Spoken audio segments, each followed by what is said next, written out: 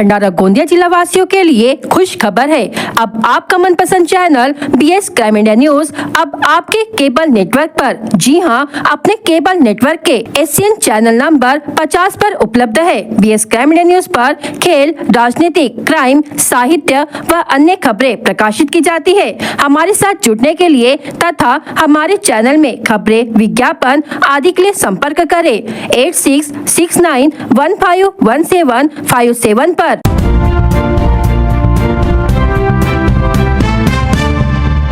RMO doctor Madhukar कुम्भरे द्वारा पत्रकार से अभद्र भाषा में बात कर हमले का प्रयास।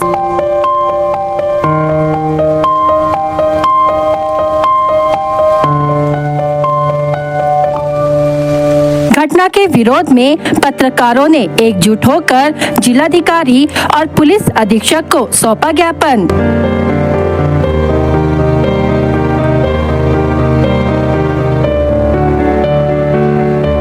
पत्रकारों ने आरोपी डॉक्टर के विरुद्ध तत्काल कार्रवाई की मांग।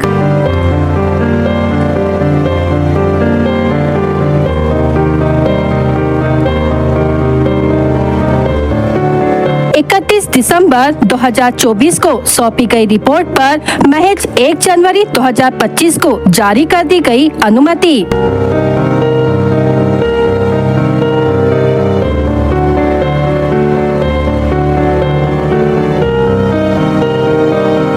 भंडारा जिला सामान्य रुग्णालय में आरएमओ डॉक्टर मधुकर कुम्भरे द्वारा शासन मान्य वरिष्ठ पत्रकार से अभद्र भाषा में बात कर हमले का प्रयास किए जाने की घटना से जिले के पत्रकारों में गहरा आक्रोश फैल गया है। यह पूरा मामला पत्रकारिता की गरिमा, स्वतंत्रता और अधिकारों पर सीधा हमला माना जा रहा है। इस गंभीर घटना के विरोध में भंडारा जिला पत्रकार समन्वय समिति के नेतृत्व में जिले के पत्रकारों ने एकजुट होकर जिलाधिकारी और पुलिस अधीक्षक को संयुक्त ज्ञापन सौंपा। ज्ञापन में आरोपी डॉक्टर के विरुद्ध तत्काल आपराधिक प्रकरण दर्ज कर कठोर कार्रवाई की मांग की गई है। पत्रकारों ने साफ शब्दों में चेतावनी दी है कि अब वे अन्याय, अपमान और झूठी रिपोर्टिंग के खिलाफ चुप नहीं बैठेंगे। पत्रकार एकजुट होकर इस लड़ाई को हर स्तर पर मजबूती से लड़ेंगे। घटना 12 जुलाई 2025 की है, जब पत्रकार रिपोर्टिंग के सिलसिले में जिला अस्पताल पहुंचे थे। उन्होंने आरएमओ डॉक्टर कुम्भरे से निजी अस्पतालों को दी गई 100 बेड की अनुमति जैसे कुछ गंभीर प्रशासनिक और आर्थिक प्रश्न पूछे। सवाल पूछे जाने से नाराज डॉक्टर कुम्भरे ने न केवल अपशब्द कहे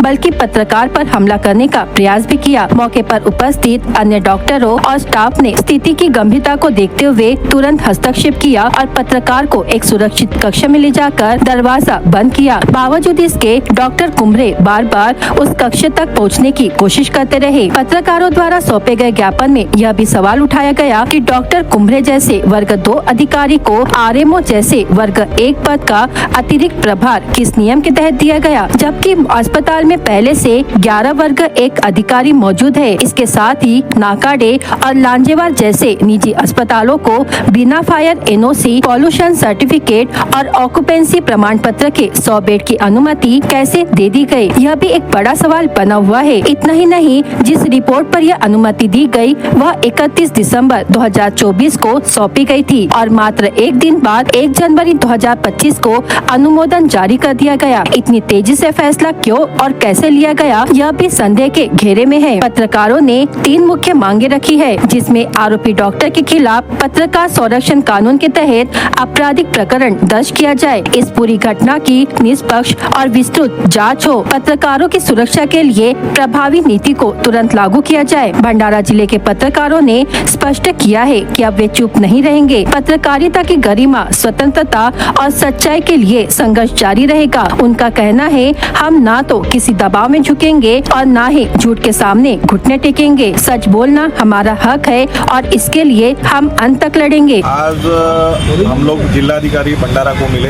एक हमारे जो मीडिया के जो साथी थे उनके साथ में जिला सामान्य रुग्णालय में वहाँ के जो एक वर्ग 2 के जो अधिकारी थे डॉक्टर, उन्होंने अभद्र व्यवहार किया था, तो वहाँ पे वृत्तांकन करने गए थे और इस संदर्भ में उन्होंने ही उनके खिलाफ में ऑफेंस दाखिल करने की कोशिश की। तो ये बहुत गलत है। आज हमने बोला कि इस विषय में निष्पक्ष जांच हो और जो भी जिला सामान्य रुग्णालय में जो त्रुटियाँ हो रही है उसके संदर्भ में भी हमने उस निवेदन में मांग की है। और इस तरीके से मीडिया के ऊपर में कभी भी वृत्तांकन करते हुए कोई भी मीडिया कर्मी के ऊपर में कोई आघात करेगा तो हमारी एकजुटता उस पत्रकारों के साथ में और उनके साथ में रहेंगी। इसी उपलक्ष्य में आज हमने जिलाधिकारी से इस संदर्भ में वार्तालाप किया और उनको निवेदन देके और ज्ञापन सौंप के हमने इस संदर्भ में मांग की है। आजकल ऐसा हो रहा है कि जब भी मीडिया कर्मी कहीं वृत्तांकन के लिए जाता है तो उसके ऊपर एक प्रेशर लाया जा रहा है। हमारे शमशेर भाई और शिवसागर जी जब दोनों हॉस्पिटल गए, वो जानकारी मांग रहे थे, अधिकारी के सामने बैठे थे, तो जिस तरीके से उनके ऊपर आरोप किए गए हैं कुछ यूट्यूब चैनल को लेकर कि इन्होंने पैसे की मांग की है, ये सारे झूठे आरोप हैं। और अगर कोई सोच रहा होगा कि पत्रकारों पे उठ-सुट ऐसे कोई भी आरोप कर लेगा और निकल जाएगा, तो हम यहाँ सारे पत्रकार एकजुट होकर ये संदेश देने आए हैं कि ऐसे लोगों की खैर नहीं है और जो गलतियाँ वो कर रहे हैं उनको हम लोग उजागर करते रहेंगे। पत्रकार एकता सब हम लोग साथ में है और इसमें हम लोगों को न्याय मिलेगा। पत्रकार अपना धर्म निभा रहा है और उसे ये करने से कोई रोक नहीं सकता। आज पत्रकार संघ और सभी पत्रकारों ने मिलकर माननीय जिलाधिकारी साहब को निवेदन दिया है और मैं इसी तरह से कहना चाहूँगा कि जो पत्रकारों पर कोई भी अधिकारी कोई भी गैर तरीके से आरोप लगा देता है, उसके आरोप की जांच किए बिना पुलिस जो एफआईआर करती है, तो जब तक जांच ना हो तब तक किसी तरह का एफआईआर ना किया जाए। और हमने जिलाधिकारी साहब से ये मांग की है कि इसके लिए जांच समिति बनाई जाए और जांच समिति बनाकर हमको न्याय दिया जाए। स्कूल जा रही कक्षा 10वीं की छात्रा को ट्रैक्टर मिक्सर ट्रॉली ने जोरदार टक्कर मार दी, जिसमें छात्रा की मृत्यु हुई। घटना सोमवार 28 जुलाई को सुबह 9:30 बजे के दौरान तुमसर कोष्टी मार्ग पर हुई। छात्रा का नाम तहसील के बामनी निवासी सिमरन श्याम ठोकर उम्र 15 वर्ष बताया गया है। वह तुमसर के जनता विद्यालय में 10वीं कक्षा की छात्रा थी। सिमरन कक्षा में अव्वल और होशियार छात्रा थी। वह अपने सहेलियों के साथ बामनी गाँव से तुमसर की ओर जनता स्कूल में साइकिल से जाने के लिए निकली थी। इसी बीच करीब 9:30 बजे ट्रैक्टर क्रमांक MH36L 619 से जुड़ी एक कंक्रीट मिक्सर ट्रॉली अचानक बामनी कोष्टी रोड पर आई और सिमरन की साइकिल को टक्कर मार दी। इस टक्कर में सिमरन सड़क पर गिर गई और गंभीर रूप से घायल हो गई। तुरंत ट्रैक्टर चालक हजारा निवासी सुनील योगीलाल पटले उम्र 38 वर्ष ने घटना स्थल पर मौजूद नागरिकों की मदद से तुरंत सिमरन को उप जिला अस्पताल तुमसर में इलाज के लिए लाया, जहाँ डॉक्टरों ने जाँच के पश्चात उसे मृत घोषित कर दिया। इस घटना से ठोकर परिवार शोक में डूब गया है। स्कूल के शिक्षकों, दोस्तों और ग्रामीणों द्वारा सिमरन की मृत्यु पर दुख व्यक्त किया जा रहा है। आरोपी ट्रैक्टर चालक सुनील पटले उम्र 38 वर्ष को पुलिस ने हिरासत में ले लिया है और उसके खिलाफ विभिन्न धाराओं के तहत मामला दर्ज किया है। सिमरन की अचानक हुई मृत्यु के कारण उसके माता पिता को गहरा सदमा पहुंचा है। आगे की जाँच पुलिस निरीक्षक गंगवानी कर रहे हैं। भंडारा जिला मध्यवर्ती सहकारी बैंक के चुनाव में महायुति समर्थित सहकार पैनल ने जोरदार जीत हासिल की है। सोमवार को घोषित हुए 21 में से 15 सीटों के परिणामों में सहकार पैनल के 11 संचालकों ने जीत दर्ज की, जबकि कांग्रेस समर्थित परिवर्तन पैनल के 4 संचालक जीते। न्यायालय प्रकरण के चलते 6 समूह के परिणाम कुछ दिन बाद घोषित होंगे। दुग्ध सहकारी संस्था गुट से मौजूदा अध्यक्ष सुनील फुंडे ने 93 वोट हासिल कर कांग्रेस को 44 वोटों से हराया। जिला मध्यवर्ती बैंक के चुनावों में कई दिग्गजों की प्रतिष्ठा दांव पर लगी हुई थी। पिछले 2 दशकों से इस बैंक का कार्य राष्ट्रवादी कांग्रेस पार्टी के नेता सुनील फुंडे के नेतृत्व में चल रहा था। फुंडे 2005 से बैंक के अध्यक्ष, इसके पहले वर्ष 2011 में चुनाव हुए हैं। न्यायालय प्रकरण के चलते चुनाव को विलम्ब हुए। इस बार सांसद प्रफुल्ल पटेल, भाजपा नेता विधायक डॉक्टर परिणय फूके, विधायक राजू कारेमोरे, शिवसेना के विधायक नरेंद्र भोंडेकर, पूर्व विधायक राजेंद्र जैन के नेतृत्व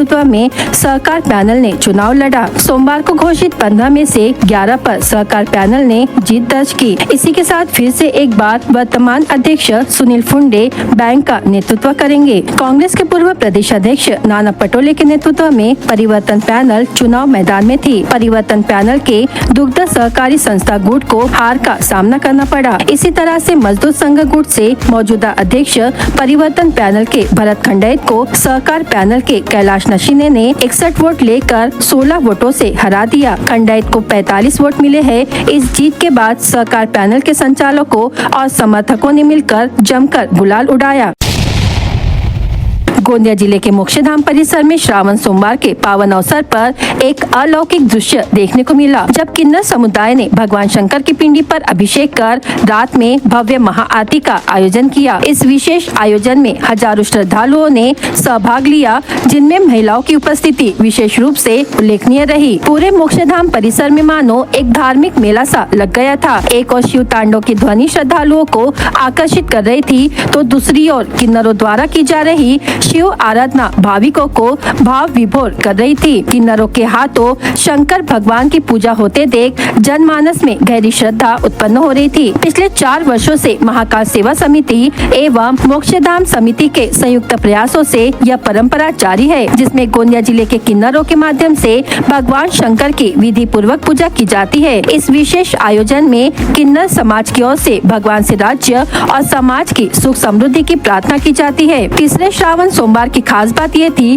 कि इस दिन अर्धनारीश्वर की विशेष पूजा की जाती है और किन्नर समुदाय को भी अर्धनारी स्वरूप माना जाता है, इसलिए इस पूजा का विशेष महत्व होता है। इस वर्ष भी यह पूजा किन्नर प्रमुख निशा मावशी की अगुवाई में संपन्न हुई। जैसे जैसे वर्ष दर वर्ष इस आयोजन की प्रसिद्धि बढ़ रही है, वैसे वैसे इसमें शामिल होने वालों की संख्या भी बढ़ती जा रही है। मोक्षधाम परिसर में आयोजित भगवान शंकर की यह महाआरती अब न केवल धार्मिक आस्था का केंद्र बन चुकी है, बल्कि सामाजिक समरसता और विविधता को भी दर्शाने वाला एक प्रेरणादायक उदाहरण बन रही है। ह्या मोक्षधाम समितीमध्ये इथे लोकांच्या सुख शांतीसाठी, त्यांचे दुःख दर्द दूर करण्यासाठी आम्ही प्रत्येक वर्षी इथे आमचे 4था वर्ष आहे इथं कार्यक्रम करत असतो आणि ह्या कार्यक्रमाला आमच्या शहरातील पुष्कळ सारे लोक इथं उपस्थित असतात आणि ह्या कार्यक्रमामध्ये पहिले यायला त्यांना भीती वाटायची। आमच्या माध्यमातून त्यांनी हे कार्यक्रम करण्याचं आयोजन केलेलं आहे। आता 4 वर्ष झाले। आजकाल महिलाही यायला लागले, छोटे मुलं पण यायला लागले आणि वृद्ध पण यायला लागले आणि आमच्या कार्यक्रमात सर्व सहभागी होतात आणि या गावातले, जिल्ह्यातले, खेड्यापाड्यातले सर्व रोगी दुखी कोळी यांच्यासाठी आम्ही इथं प्रार्थना करतो की सर्वांना सुख शांती मिळो, सर्वांचं आरोग्य स्वस्थ राहे अशी आम्ही प्रत्येक वर्षी अर्धनारेश्वरांचं असते तर आम्ही इथं प्रार्थना करतो, महाअभिषेक करतो शिवजीचा आम्ही इथे। सर्वोत्तम जय महाकाल।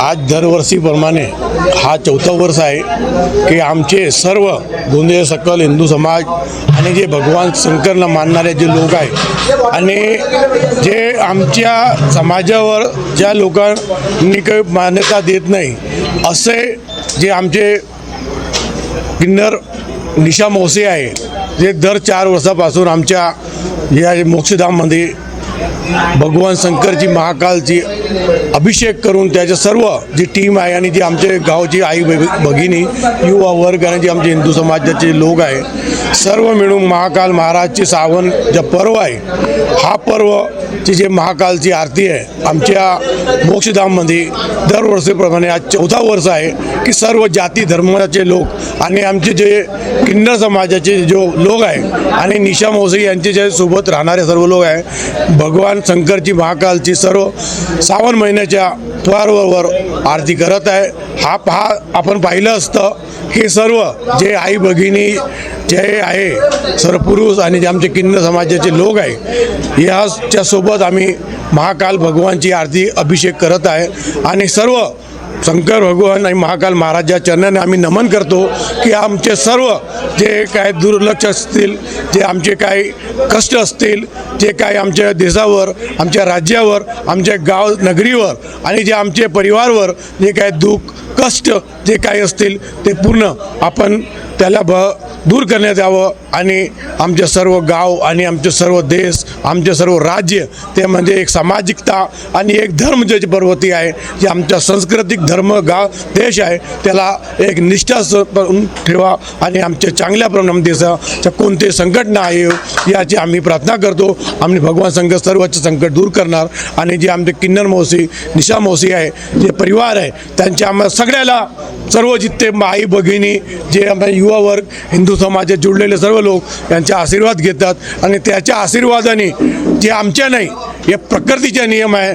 त्यांच्या आशीर्वादी जे काय दुःख असतील, जे काय आम्हाला काय दुःख येणार असतील, सर्व दुःख दूर होतात. मी नाही म्हणतो, हा संस्कृती म्हणतात.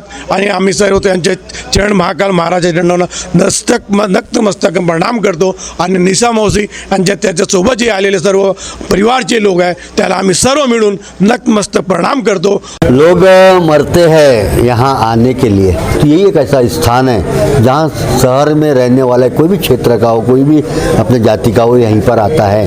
उन सबको साथ में लेना और उनको सबको साथ में लेकर चलना, यही उद्देश्य से यहाँ पर अपने साफ सफाई अभियान का कार्य पिछले 10 वर्ष से शुरू किया.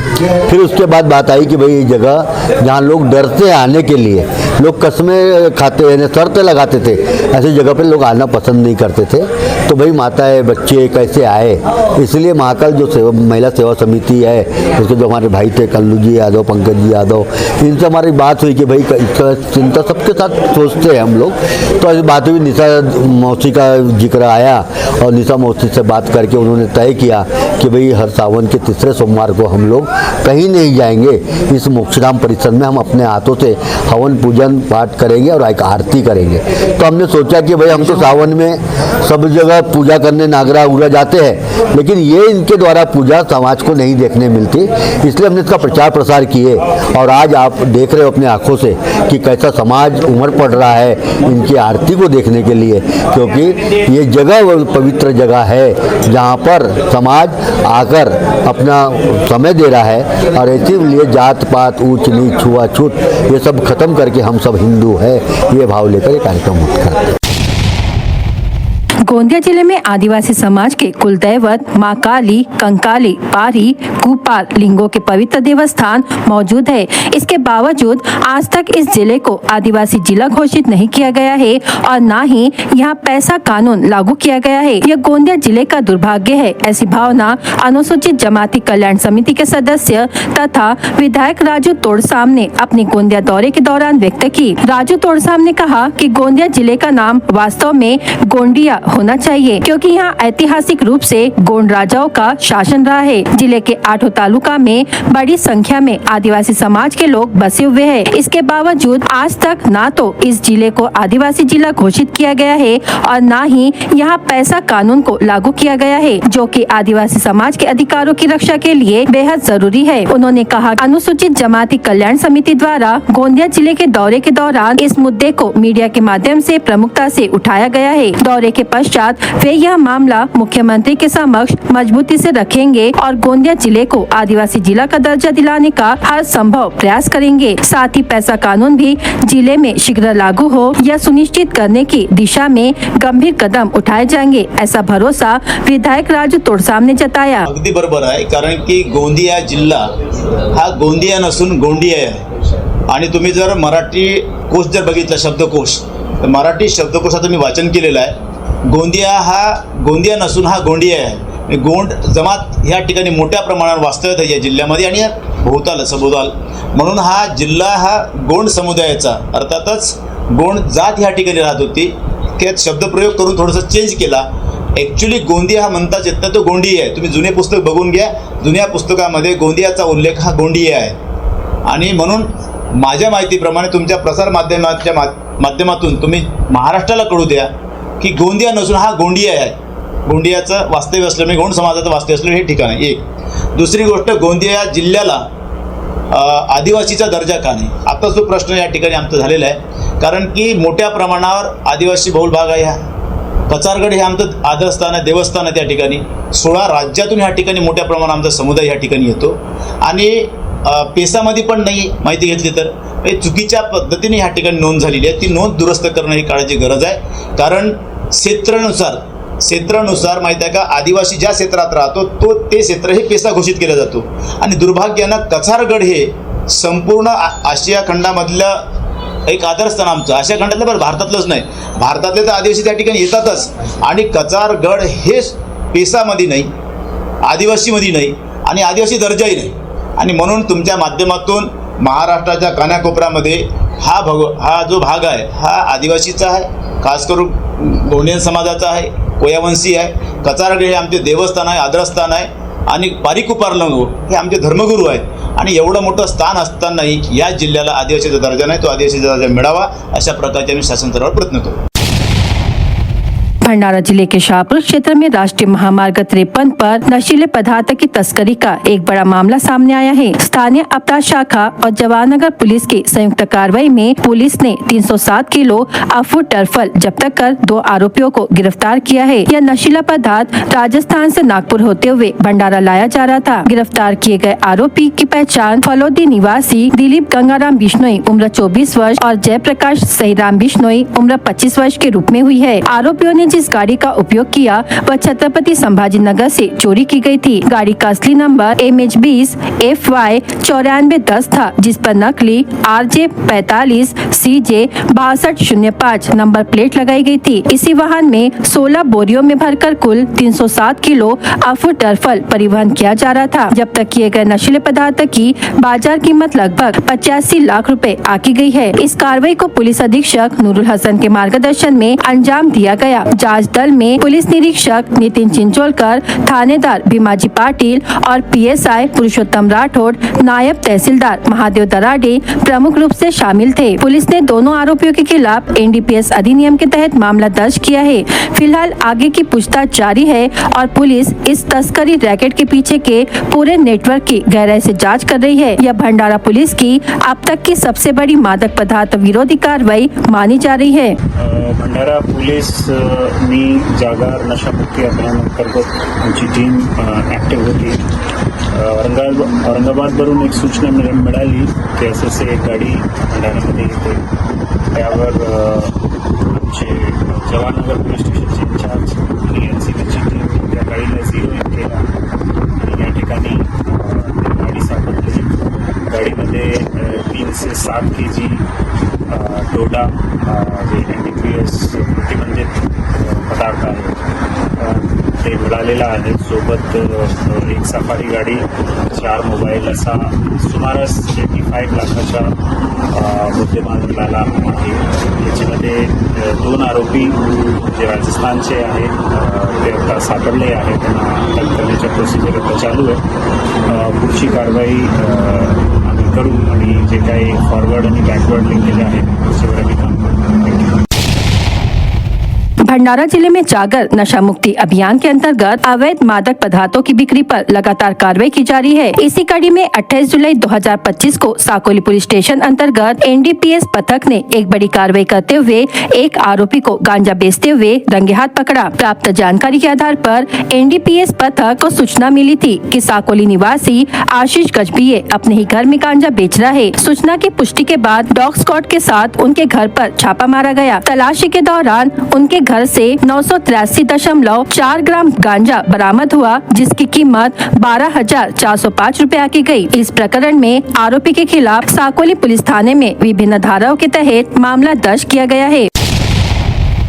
तुमसा तहसील के झारली गांव स्थित हनुमान मंदिर के पास एक कुएं में कूदकर फोटोग्राफर द्वारा आत्महत्या किए जाने की घटना सुबह लगभग 8 बजे सामने आई. मृतक का नाम शिवनगर तुमसा निवासी हेमंत संतोष गुर्वे उम्र 48 वर्ष है. हेमंत गुर्वे पेशे से एक फोटो स्टूडियो चलाते थे. पुलिस सूत्रों के अनुसार हेमंत संतोष गुर्वे लंबे समय से मधुमेह की बीमारी थी, जिससे परेशान होकर उन्होंने आत्महत्या की होगी, ऐसा प्राथमिक अनुमान लगाया जा रहा है. वे शनिवार से लापता थे. झारली स्थित हनुमान मंदिर के एक कुएं के पास उनकी मोटरसाइकिल और चप्पल मिली. स्थानीय नागरिकों और पुलिस की मदद से कुएं में जांच की गई, जिसमें हेमंत गुर्वे का शव पानी में तैरता हुआ मिला. इस घटना को लेकर तुमसा पुलिस ने मर्ग दर्ज कर लिया है और आगे की जांच जारी है.